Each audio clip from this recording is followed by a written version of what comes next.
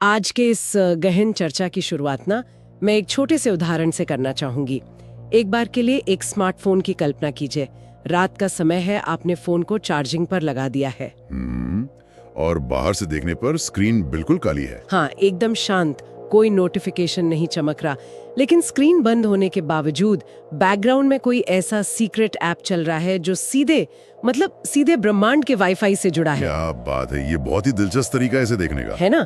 मतलब वो ऐप लगातार भारी मात्रा में डेटा डाउनलोड कर रहा है, नए कोड्स लिख रहा है और शायद किसी दूसरे नेटवर्क से संपर्क भी साध रहा है। आज हम इसी बैकग्राउंड ऐप के डेटा को डिकोड करने वाले हैं। हमारा विषय है सपनों की रहस्यमयी दुनिया। बिल्कुल। आज हम ये समझेंगे कि जब हमारी आंखें बंद होती हैं तो क्या हमारा दिमाग सिर्फ दिन भर की थकान मिटा रहा होता है या फिर वो किसी समानांतर ब्रह्मांड से जुड़ने का कोई गुप्त रास्ता खोल देता है। विज्ञान से लेकर प्राचीन रहस्यवाद तक आज हम इन सभी कड़ियों को जोड़ने वाले हैं। ये जो आपने स्मार्टफोन वाली तुलना की ना, ये बहुत ही सटीक है क्योंकि अगर आप देखें तो सदियों से इंसान इस सवाल को लेकर उलझन में रहा है कि जब हम सो रहे होते हैं तो वास्तव में हमारी चेतना होती कहाँ है। हाँ, मतलब क्या हम सच में बस अचेत पड़े होते हैं? वही तो। एक तरफ हमारा आधुनिक न्यूरोसाइंस है जो इसे महज एक बायोलॉजिकल प्रक्रिया मानता है, और दूसरी तरफ हमारी प्राचीन आध्यात्मिकता है जो इसे एक अलग ही आयाम मानती है। और आज हम बहुत गहराई से देखेंगे कि कैसे ये दोनों ध्रुव अक्सर एक ही बिंदु पर आकर मिल जाते हैं। तो चलिए सबसे पहले इस हार्ड साइंस यानी न्यूरो साइंस के नजरिए से इसे देखते हैं। मैंने अक्सर पढ़ा है कि वैज्ञानिक हलकों में कहा जाता है कि सपने देखने की प्रक्रिया असल में मतलब ये दिमाग का कचरा साफ करने का तरीका है। हाँ, इसे अक्सर ऐसा ही कहा जाता है। जब हम REM यानी रैपिड आई मूवमेंट स्लीप में होते हैं तो हमारा दिमाग रैंडम इमेजेस बनाता है। लेकिन आपको नहीं लगता कि ये थोड़ा नीरस है? मतलब इतने अद्भुत सपने और वो सिर्फ दिमाग का कचरा है? देखिए, वैज्ञानिक दृष्टिकोण से देखें तो ये बहुत ही तार्किक बात है। इसे न्यूरोसाइंस में सिनेप्टिक होमियोस्टैसिस थ्योरी कहा जाता है। सिनेप्टिक होमियोस्टेसिस, अच्छा। हाँ, अब सोचिए, दिन भर हमारा दिमाग अरबों सूचनाएं ग्रहण करता है। कौन सी गाड़ी गुजरी, किसने क्या कहा, कौन सा विज्ञापन हमने देखा। अगर दिमाग ये सब कुछ स्टोर करने लगे ना तो हमारी हार्ड ड्राइव बहुत जल्दी फुल हो जाएगी। हाँ, वो तो क्रैश हो जाएगा सिस्टम। बिल्कुल। इसलिए गहरी नींद के दौरान दिमाग का जो ग्लिम्फेटिक सिस्टम होता है वो एक्टिव हो जाता है। वो सारे टॉक्सिन्स को बाहर निकालता है और उन न्यूरल कनेक्शंस को काट देता है जिनकी हमें कोई जरूरत नहीं है। अच्छा, तो ये एक छंटाई का काम चल रहा होता है। जी, और इसी छंटाई के दौरान जो इलेक्ट्रिकल स्पार्क्स होते हैं दिमाग में, वही हमें विजुअल्स या फिर सपनों के रूप में दिखाई देते हैं। समझ गई। लेकिन अगर हम इतिहास के पन्ने खंगाले ना तो प्राचीन सभ्यताओं का नजरिया इस बायोलॉजिकल क्लीनअप वाले सिद्धांत से बिल्कुल अलग था। जमीन आसमान का फर्क था। वही ना, मतलब यूनानी दार्शनिक अरस्तु तो इसे आत्मा का दर्पण कहते थे। और मैंने मिस्र के राजाओं के बारे में, जिन्हें फराओ कहा जाता था, उनके बारे में एक बहुत दिलचस्प बात पढ़ी है। ड्रीम टेम्पल्स के बारे में? हाँ, उनके तो बाकायदा ड्रीम टेम्पल्स यानी सपनों के मंदिर हुआ करते थे। लोग वहाँ खास तौर पर सोने जाते थे ताकि उन्हें देवी देवताओं से मार्गदर्शन मिल सके। बिल्कुल। और सिर्फ मिस्री नहीं बल्कि प्राचीन भारतीय योगियों का भी यही स्पष्ट मानना था। वो कहते थे कि नींद की अवस्था में हमारी चेतना भौतिक शरीर की सीमाओं से आजाद हो जाती है। मतलब शरीर बिस्तर पर है लेकिन चेतना कहीं और। हाँ, वे मानते थे कि सूक्ष्म शरीर के जरिए इंसान पूरे ब्रह्मांड की यात्रा कर सकता है। उनके लिए नींद अचेत होना नहीं था बल्कि एक उच्च स्तर की चेतना में प्रवेश करना था। और यहीं पर मेरे दिमाग में एक बहुत बड़ा सवाल आता है। मैं इस कचरा साफ करने वाली थ्योरी को एक पल के लिए मान भी लूं, लेकिन अगर विज्ञान सही है, मेरा मतलब है अगर सपने सिर्फ दिमाग की थकान और बेतरतीब यादों का एक रैंडम स्लाइड शो है, तो फिर ये इतने स्पष्ट कैसे होते हैं? सही सवाल है। इतने अर्थपूर्ण और रहस्यमयी कैसे हो सकते हैं? कचरे के ढेर में तो कोई पैटर्न नहीं होता ना। फिर वो राजा महाराजा इन रैंडम इमेजेस के आधार पर अपने युद्ध की रणनीतियां कैसे बना सकते थे? ये एक बहुत ही शानदार तर्क है। और सच कहूं तो यहीं पर विज्ञान की वो जो सीधी सादी रैंडम इमेज वाली थ्योरी है ना, वो लड़खड़ाने लगती है। क्योंकि वो पूरी तस्वीर नहीं दिखाती। बिल्कुल, क्योंकि इतिहास में ऐसी कई प्रमाणित घटनाएं दर्ज हैं जहां सपनों ने ऐसे राज खोले जो इंसान के तार्किक दिमाग को पता ही नहीं थे। प्री कॉग्निटिव ड्रीम्स या भविष्यवाणी वाले सपनों की फहरिस्त बहुत लंबी है। हाँ, टाइटैनिक जहाज डूबने वाली घटना के बारे में तो सबने सुना है। कैसे कई लोगों ने उस दुर्घटना को पहले ही अपने सपनों में देख लिया था। जी बिल्कुल, देखा था। लेकिन रुकिए, क्या ये महज एक इत्तेफाक नहीं हो सकता? मेरा मतलब है, दुनिया में अरबों लोग हर रात सपने देखते हैं।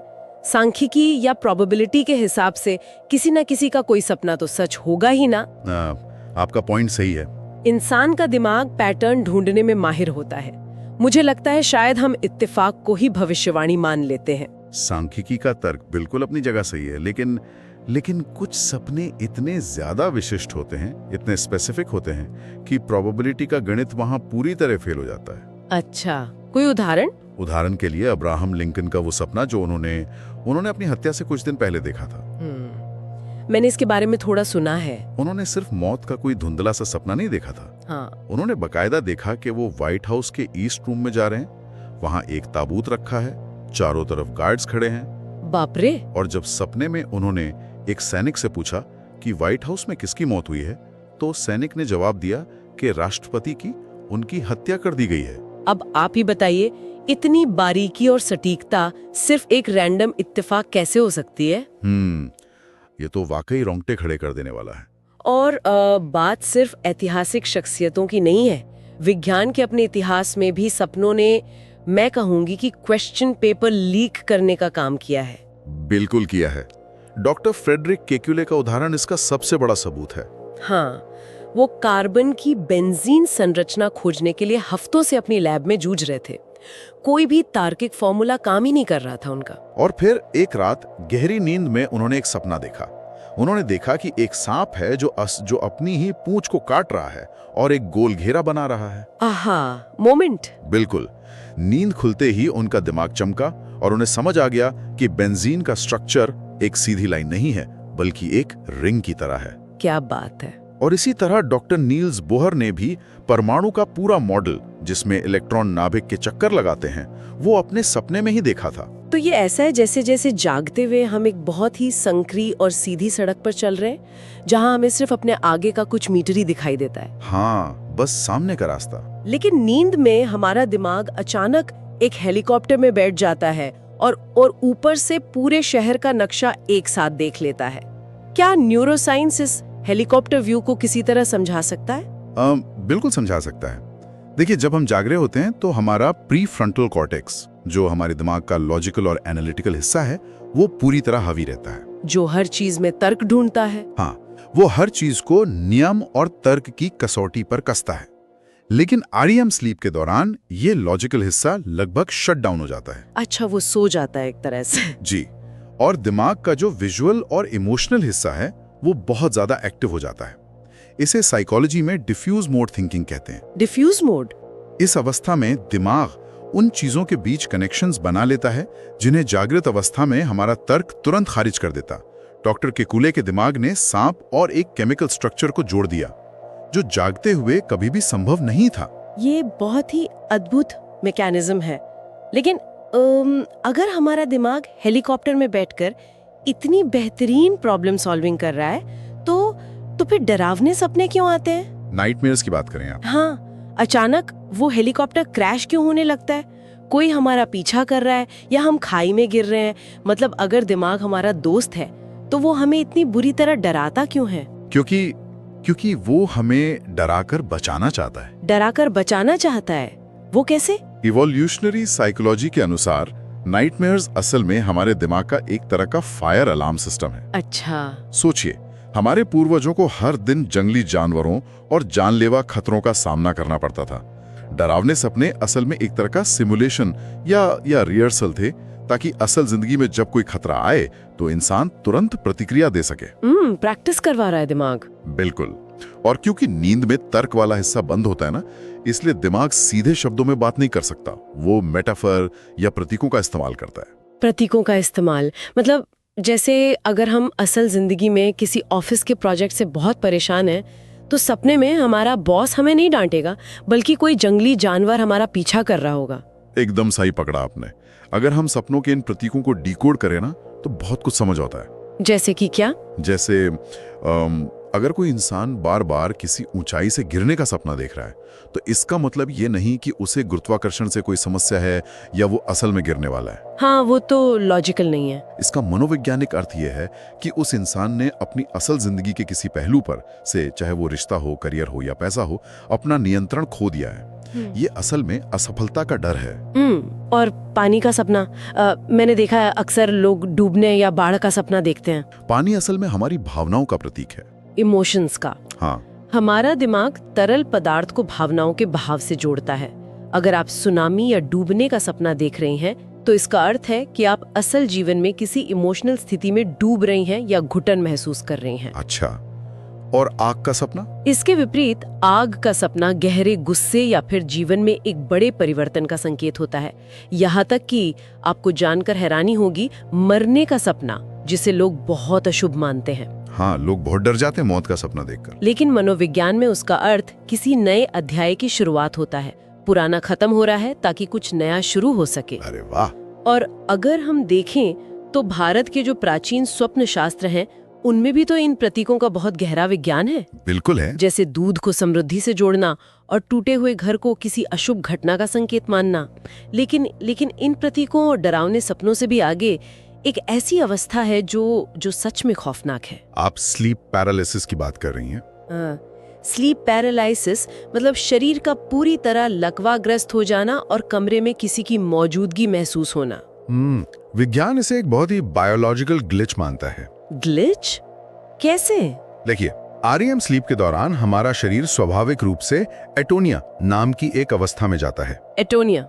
हाँ, जहां मांसपेशियां पैरालाइज हो जाती हैं ताकि हम अपने सपनों के अनुसार हाथ पैर ना मारने लगे, वरना हम खुद को या साथ सोने वाले को चोट पहुंचा सकते हैं। स्लीप पैरालिसिस में होता यह है कि आपका दिमाग अचानक जाग जाता है, लेकिन शरीर अभी भी उस पैरालिसिस मोड में फंसा होता है। लेकिन वो जो सीने पर भारीपन महसूस होता है और कमरे के कोने में कोई काली परछाई खड़ी दिखाई देती है, उसका विज्ञान क्या है? वो आपके एमिगडेला का कमाल है, दिमाग का जो डर केंद्र है। जी, जब आपका दिमाग जागता है और महसूस करता है कि अरे वो तो हिल ही नहीं पा रहा, तो वो भयानक पैनिक में चला जाता है। उसे समझ नहीं आता कि शरीर को लकवा क्यों मार गया है, इसलिए वो तुरंत एक कारण गढ़ लेता है कि जरूर कोई अदृश्य शक्ति मुझे दबा रही है। बिल्कुल, और वो उसी डर को विजुअलाइज करके एक परछाई बना देता है। हालांकि आध्यात्मिक परंपराएं इसे पूरी तरह खारिज करती हैं। उनका क्या मानना है? उनका मानना है कि नींद और जागरण के बीच का ये जो समय होता है, वो ऐसा समय है जब हमारी ऊर्जा सबसे कमजोर होती है और ये आत्मा पर किसी बाहरी नकारात्मक शक्ति का एक सीधा हमला हो सकता है। बाप रे। चलिए एक पल के लिए हम विज्ञान की बात मान लेते हैं कि डरावने सपने या स्लीप पैरालिसिस हमारे दिमाग के अंदर बजने वाले फायर अलार्म हैं। हाँ। ये बात समझ में आती है कि हमारा सबकॉन्शियस माइंड हमें चेतावनी दे रहा है। लेकिन उन सपनों का क्या जो हमें वो जानकारी देते हैं जो हमारे दिमाग में पहले से थी ही नहीं? जैसे किसी ऐसी अनजान भाषा में बात करना जो हमने कभी सीखी ही नहीं, या फिर डेजा वू का अनुभव, मतलब किसी जगह जाकर लगना कि मैं यहाँ पहले भी आ चुकी हूँ। क्या ये संभव है कि ये अलार्म सिर्फ हमारे अंदर से नहीं बल्कि कहीं बाहर से बज रहा हो? अब हम न्यूरोसाइंस की सीमाओं को पार कर रहे हैं और क्वांटम फिजिक्स के क्षेत्र में प्रवेश कर रहे हैं। ओह, क्वांटम फिजिक्स। हाँ, कई थ्योरेटिकल फिजिसिस्ट का यह मानना है कि ये पूरा ब्रह्मांड एक क्वांटम इंफॉर्मेशन फील्ड है, एक ऐसा असीमित ऊर्जा का क्षेत्र जहां सब कुछ एक साथ मौजूद है। मतलब अतीत, वर्तमान, भविष्य, सब कुछ। बिल्कुल, वहां समय की कोई सीधी रेखा नहीं है। क्या ये किसी क्लाउड स्टोरेज की तरह है? Cloud storage? हाँ, जैसे जागते हुए हम अपना लोकल डेटा या कह लीजिए अपने दिमाग की इंटरनल मेमोरी इस्तेमाल करते हैं, लेकिन सोते ही जब हमारी ब्रेन वेव फ्रीक्वेंसी बदलती है तो हमारा दिमाग एक यूनिवर्सल क्लाउड से सिंक होने लगता है। वाह, ये अब तक का सबसे बेहतरीन रूपक है। बिल्कुल ऐसा ही होता है। अच्छा? जब हम गहरी नींद में डेल्टा या थीटा वेव स्टेट में जाते हैं तो कुछ शोधकर्ताओं का मानना है कि हमारा दिमाग उस यूनिवर्सल क्लाउड से कनेक्ट हो जाता है और यहीं से डेजा वू या पिछले जन्म की यादें ट्रिगर होती हैं। जब आप किसी अनजानी जगह जाकर कहती हैं कि मैं यहाँ पहले आ चुकी हूँ, तो हो सकता है कि आप वास्तव में उस क्वांटम फील्ड से किसी पुरानी स्मृति को डाउनलोड कर रही हों।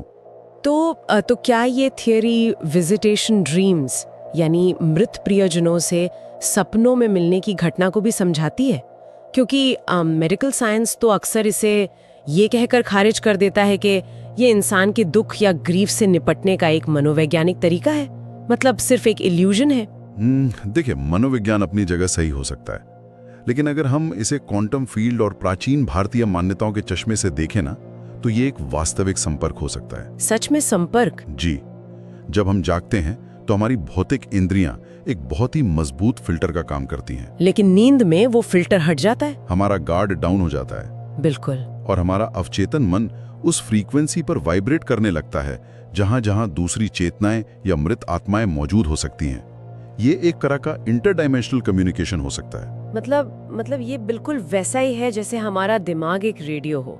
दिन भर जब हम जागते हैं तो हम सिर्फ लॉजिक एफएम सुनते हैं। लॉजिक एफएम, सही कहा। है ना? दफ्तर जाना है, ईएमआई भरनी है, ट्रैफिक है, ये सब इस भौतिक दुनिया का शोर है। लेकिन रात में जब जब लॉजिक एफएम का प्रसारण बंद होता है तो नींद के दौरान हमारा एंटेना दूसरी दुनिया की समानांतर आयामों की फ्रीक्वेंसी भी पकड़ने लगता है। बिल्कुल सही। और ये हमें एक बहुत ही महत्वपूर्ण मोड़ पर ले आता है इस चर्चा में। वो कैसे? देखिए, हमने ये तो समझ लिया कि सपने इतिहास बदल सकते हैं, मुश्किल प्रॉब्लम सॉल्व कर सकते हैं और क्वांटम क्लाउड से डेटा भी ला सकते हैं। लेकिन एक बहुत ही व्यावहारिक सवाल ये है कि एक आम इंसान इस अथाह शक्ति का उपयोग कैसे करे। हाँ, ये सवाल तो मेरे भी मन में आ रहा है। अगर ये ब्रह्मांड का सबसे शक्तिशाली टूल है, अगर हम हर रात एक यूनिवर्सल क्लाउड से जुड़ रहे हैं, तो सुबह उठते ही हम उसका पासवर्ड क्यों भूल जाते हैं? हमें अपने सपने याद क्यों नहीं रहते? इसका जवाब न्यूरोकेमिस्ट्री में छिपा है। न्यूरोकेमिस्ट्री? हाँ, जब हम सपने देख रहे होते हैं तो हमारे दिमाग में नॉरएड्रेनालिन नाम के केमिकल का स्तर बहुत गिर जाता है। अच्छा। और ये वही केमिकल है जो हमारी यादों को पक्का करने का काम करता है। इसीलिए जैसे ही आप आंख खोलते हैं वो सपना भाप बनकर उड़ जाता है। तो फिर इसका उपाय क्या है? हम इसे याद कैसे रखें? इसका सबसे कारगर और वैज्ञानिक उपाय है ड्रीम जर्नलिंग। मतलब सुबह उठते ही अपने सपनों को तुरंत लिखना? बिल्कुल।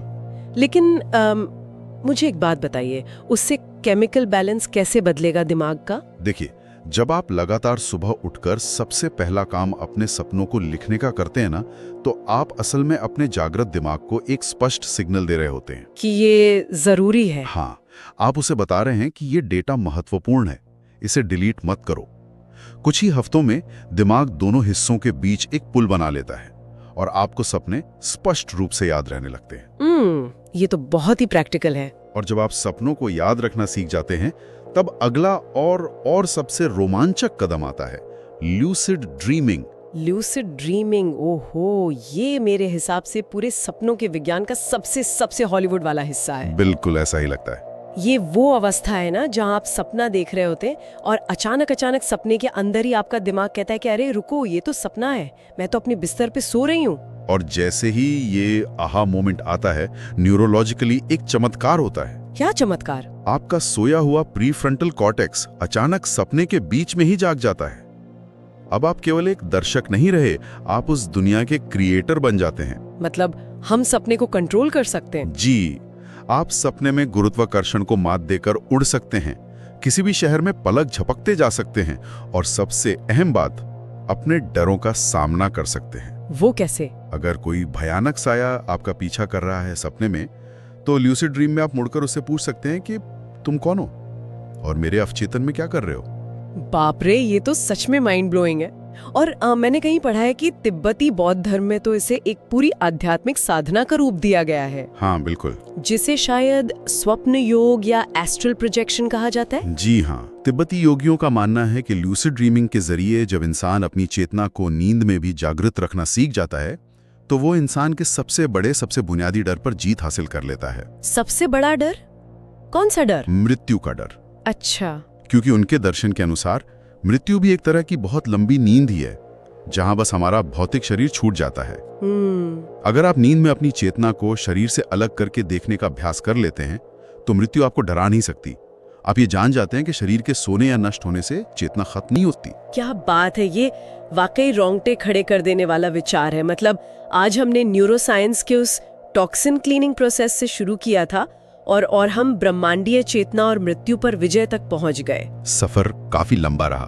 बिल्कुल। अगर हम इस पूरी चर्चा को समेटना चाहें तो आपके हिसाब से इसका लब्बो-लुबाब क्या है? लब्बो-लुबाब ये है कि सपने सिर्फ सोने और दिन भर की थकान मिटाने का कोई बायोलॉजिकल स्विच नहीं है। वे एक अदृश्य यात्रा है। हमारा अवचेतन मन एक बहुत ही जटिल विजुअल कोड में हमसे बात कर रहा है, जो हमें हमारी अनसुलझी भावनाओं की चेतावनी भी देता है और समस्याओं का रास्ता भी दिखाता है।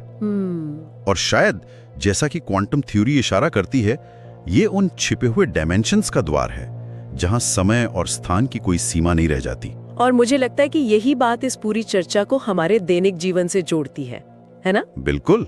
हर रात जब हम अपने कमरे की लाइट बंद करते हैं, अपना फोन साइड में रखते हैं और आंखें मूंदते हैं, तो हम महज आराम नहीं कर रहे होते। हम एक ऐसी दुनिया के मुहाने पर खड़े होते हैं जहां संभावनाओं का असीमित आकाश है। ये जानकारी नींद के प्रति हमारा नजरिया हमेशा के लिए बदल सकती है। ये हमें अपने ही भीतर झांकने का एक नया टूल देती है। बिल्कुल सही कहा आपने। आज हमने जाना कि कैसे नींद की अवस्था में हम अपने इस भारी भौतिक शरीर की सीमाओं को पूरी तरह से पार कर जाते हैं, कैसे हमारा दिमाग ब्रह्मांड के क्लाउड से सिंक हो जाता है। लेकिन चर्चा को खत्म करने से पहले मैं चाहती हूँ कि श्रोता जरा इस एक विचार पर गहराई से गौर करें। हमने बात की कि सपनों की दुनिया में भावनाएं कितनी सच्ची होती हैं, दर्द कितना असली होता है, और वहां हम कैसे असीमित चेतना से जुड़ते हैं। तो क्या ये संभव है कि ये जागृत जीवन, ये दुनिया जिसे हम अभी हकीकत मानकर बैठे हैं, जहां लोग हमारी ये चर्चा सुन रहे हैं, ये असल में हमारी आत्मा का एक लंबा सपना मात्र हो?